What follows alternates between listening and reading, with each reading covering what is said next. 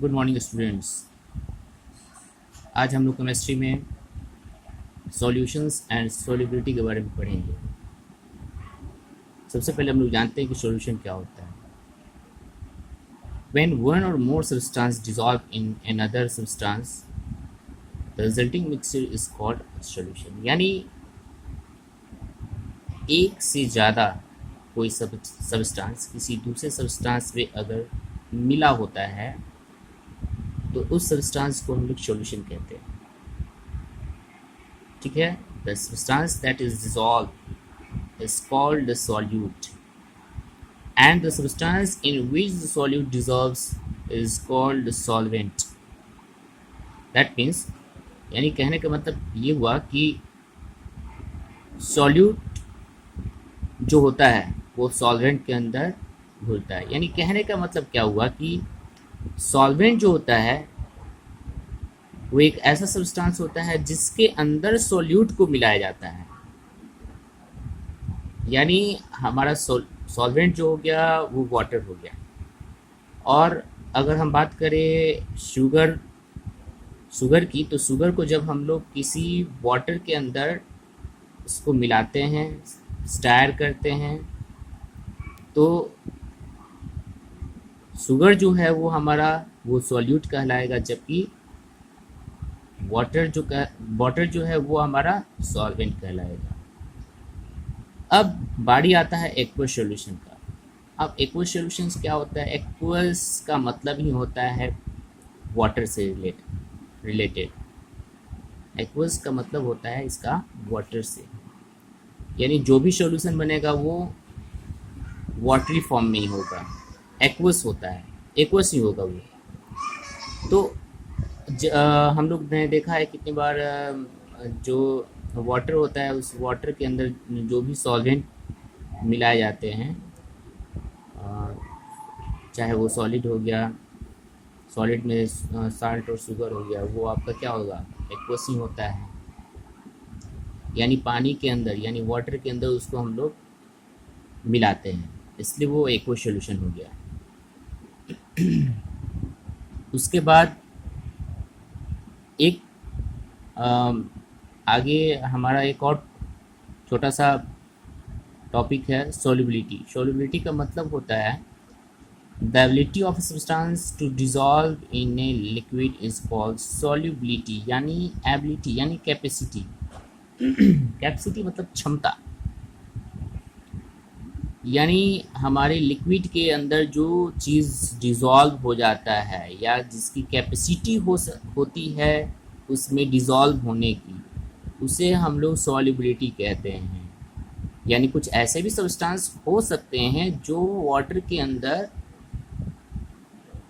Dissolve नहीं हो सकते, तो वैसे को हम लोग सॉल्युबिलिटी कह ही नहीं सकते। लेकिन जो सब्सटेंस वाटर के अंदर या सॉल्वेंट के अंदर बड़ी आसानी से वो अगर वो डिसॉल्व हो जाता है तो उसे हम लोग सॉल्युबिलिटी कहते हैं। अगर हम लोग वाटर में अगर नमक को अगर हम लोग डालते हैं, सॉल्ट को डालते हैं, शुगर को डालते हैं, लेमन जूस को डालते हैं, तो हम लोग ये पाते हैं कि वाटर के अंदर वो आसानी से डिसॉल्व हो जाता है। लेकिन अगर कुछ ऐसे भी सब्सटेंस की अगर हम बात करें, जैसे कि ऑयल हो गया, सैंड हो गया, उसे हम लोग कितनी मतलब लाख बार भी हम सोचे कि उसके अंदर वो डिसॉल्व हो जाए तो वो डिसॉल्व होने वाला नहीं है, तो वो हमारा सॉल्युबिलिटी नहीं कहलाएगी। ठीक है स्टूडेंट्स, उसके बाद हम लोग आगे बढ़ते हैं टाइप ऑफ सॉल्यूशंस के बारे में। टाइप ऑफ सॉल्यूशंस के बारे में हम लोग आज पढ़ेंगे। फिर इसमें सॉल्यूशन जो होता है वो दो तरीके का होता है टाइप ऑफ सॉल्यूशन में। एक होता है सैचुरेटेड सॉल्यूशन और दूसरा होता है हमारा अनसैचुरेटेड सॉल्यूशन। तो सबसे पहले हम लोग बात करेंगे सैचुरेटेड सॉल्यूशन का। Saturated solution, a solution is said to be saturated when a solvent can dissolve no more of solute at a particular temperature। Saturated का मतलब क्या हुआ कि जैसे कि अगर हम कोई सॉल्वेंट के अंदर किसी सॉल्यूट को अगर हम लोग उसके अंदर डालते हैं और उसमें और सॉल्यूट को हम लोग चाहे अगर मिलाना, जितनी उसकी कैपेसिटी होती है उससे ज़्यादा अगर मिलाने की कोशिश करेंगे, डालने की कोशिश करेंगे, तो हम लोग पाते हैं कि उसके अंदर और सॉल्यूट नहीं मिल सकता या नहीं डिज़ोल्व हो सकता है। जैसे एज फॉर एग्जांपल हम लोग एक लेते हैं, जैसे हम एक गिलास पानी ले लेते हैं, वाटर ले लेते हैं, उस वाटर के अंदर 4 to 5 स्पून फुल हम लोग क्या करते हैं, शुगर उसके अंदर पुट करते हैं, डालते हैं, और डालने के बाद इसका ऐड करते हैं। तो 5 स्पून शुगर डालने के बाद से हम पाते हैं कि उस वाटर के अंदर जो मिठास होता है, स्वीटनेस जो होता है, वो अभी भी हम मुझे लगता है कि कम लग रहा है।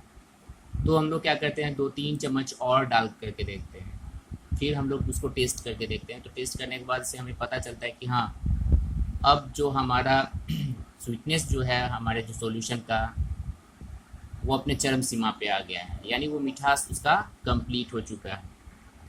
तो फिर एक बार और हम लोग क्या करेंगे, अटैम्प्ट करेंगे और ये देखने के लिए कि क्या जो मिठास है उससे और क्या मिठास ज़्यादा हो सकता है। तो हम लोग क्या करेंगे, 2-3 चम्मच और, 2-3 चम्मच 4 चम्मच और हम लोग क्या करेंगे, उसके अंदर शुगर को डाल करके उसको अच्छे से मिलाएंगे। तो हम पाएंगे कि जिस समय इसके पिछले वाले जो 3-4 चम्मच हम लोगों ने डाला था उसके अंदर शुगर, जो हमको मिठास उतना लग रहा था कि हाँ अब हो चुका है इसका, तो हम पाते हैं कि 3 या 4 चम्मच और एक्स्ट्रा डालने के बाद भी हमें लगता है कि मिठास उतना ही है जितना पिछले बार हम लोगों ने शुगर उसके अंदर डाला था, और उसका मिठास उतना ही लग रहा है अभी भी। तो दैट मीन्स कहने का मतलब क्या हुआ कि अब उस सॉल्यूशन के अंदर सॉल्यूट ज़्यादा डिज़ोल्व नहीं हो सकता है, वो अपना चरम सीमा पे है, वो उतना ही डिज़ोल्व हो सकता है जितनी कि उसकी उस वाटर के अंदर घुलने की कैपेसिटी हो। उसे हम लोग कहते हैं सैचुरेटेड सॉल्यूशन। ठीक इसका उल्टा होता है अनसैचुरेटेड सॉल्यूशन में, यानी ये हम कहें तो ये पूरा का पूरा राक्षस, यानी ऊपर वाला क्या था, 4-5 रोटी खिलाया और पेट भर गया। अब ये क्या है, पूरा का पूरा राक्षस, यानी 5 रोटी भी खिलाओ, 10 रोटी भी खिलाओ, 15 रोटी भी खिलाओ, 20 रोटी भी खिलाओ, लेकिन इसका पेट भरने वाला नहीं है। ठीक वही होता है अनसैचुरेटेड सॉल्यूशन, यानी इसमें जितना भी डालो उतना ही क्या है, कम है। यानी किसी सॉल्यूशन में अगर हम लोग शुगर डाले जा रहे हैं या सॉल्ट डाले जा रहे हैं, लेकिन उसका मिठास या खरापन कम है अभी भी, तो हम क्या कह सकते हैं, वो अनसैचुरेटेड सॉल्यूशन है, यानी खाने की कैपेसिटी इसकी कम नहीं हो रही है जबकि बढ़ ही रही है। ठीक है, उसके बाद एक आता है super saturated solution. Super saturated solution क्या होता है, a solution is said to be super saturated when it contain more of the solute that could be dissolved by the solvent under normal condition। यानी ये एक ऐसा condition होता है जिसमें ज़्यादा से ज़्यादा क्या होता है, सोल्यूट को डालने के बाद भी वो क्या होता है, डिज़ोल्व नहीं हो पाता है उस सॉल्वेंट के अंदर नॉर्मल कंडीशन में भी। तो इस कंडीशन को हम लोग क्या कहते हैं, सुपर सैचुरेटेड कहते हैं। ठीक है स्टूडेंट्स, तो ये इस तरीके से हमारा जो ये चैप्टर है, ये चैप्टर आपका फिनिश हो गया। फिर हम लोग नए चैप्टर के साथ हम लोग मिलेंगे, तब तक के लिए इतना ही। Tata bye bye, see you again, thank you.